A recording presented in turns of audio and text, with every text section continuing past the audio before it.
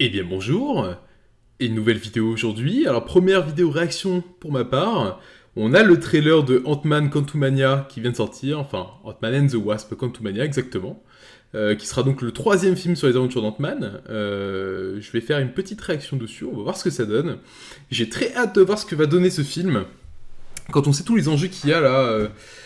pour Marvel, puisque on sait que dans ce film-là, on va avoir la première apparition de Kang, Kang le Conquérant, qui sera la prochaine grosse menace, comme vous le savez sûrement, et bien des Avengers et de l'univers Marvel et du multivers, même de manière générale, puisqu'on est dans la saga multivers. Donc j'ai hâte de voir ce que ça va donner. C'est un film pour moi qui peut pas se planter. Très clairement, je le mets...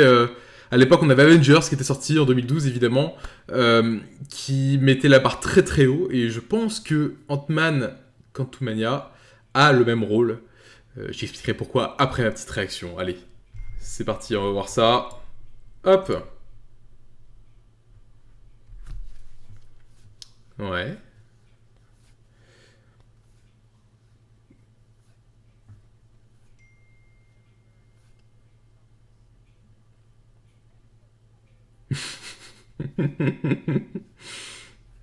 Proche.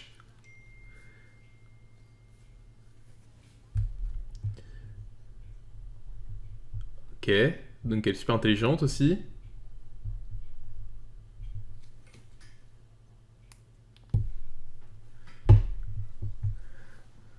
Ok. Ouf. Ouh, ils sont costauds quand même. Ah non, d'accord, ok. Je me disais... C'était le truc qui laisse faire carrément les gros trucs de métal et tout, et eux ils sont en mode oh, j'ai assez de force. Je tiens. Ouais. Super stylé. Très très stylé.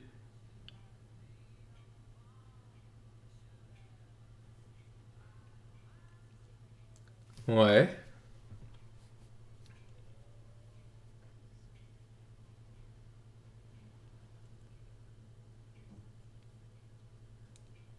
Oh, on a reconnu le petit Kang là.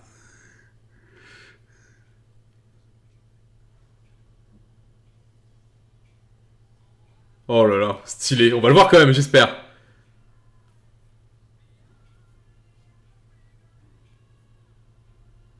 Ouais, Bill Murray. Enfin, je crois.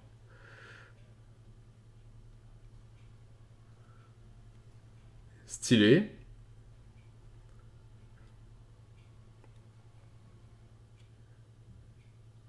Cassie en costume aussi, du coup.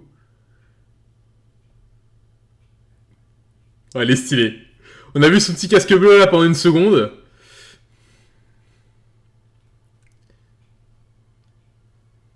Est-ce qu'on a une petite surprise à la fin ou pas?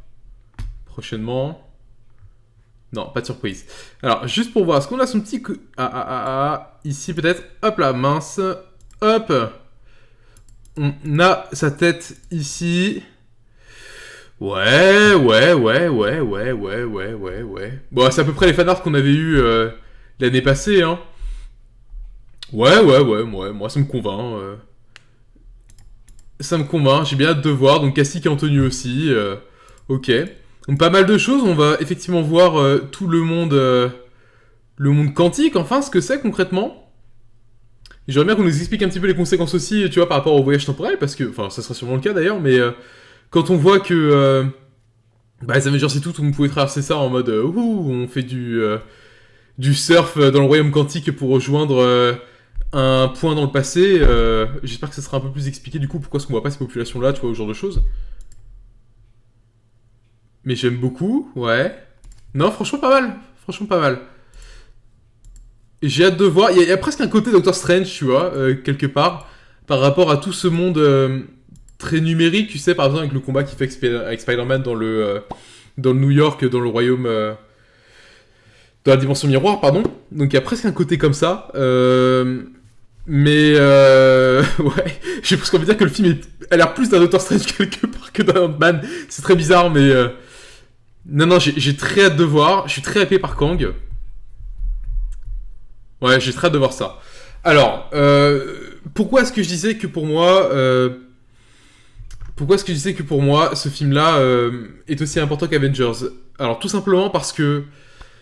il va effectivement introduire Kang, qui sera le plus prochain grand méchant, comme je le disais, comme Avengers a pu le faire avec Thanos, mais même Avengers a pu introduire l'équipe des Avengers, donc vraiment tous ces héros-là, voir comment ça fonctionne. C'était le premier film qui réunissait des héros de films différents également auparavant, sauf si je raconte des bêtises, mais il ne me semble pas.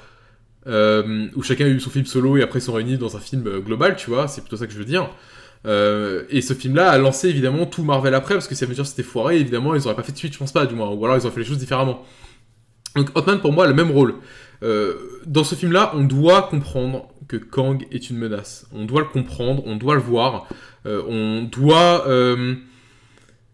En fait, il doit vraiment utiliser la suite de la phase 4, de la phase 5 et de la phase 6. Non, peut-être phase 5, parce que je crois que ça s'arrête à la phase 5, ouais.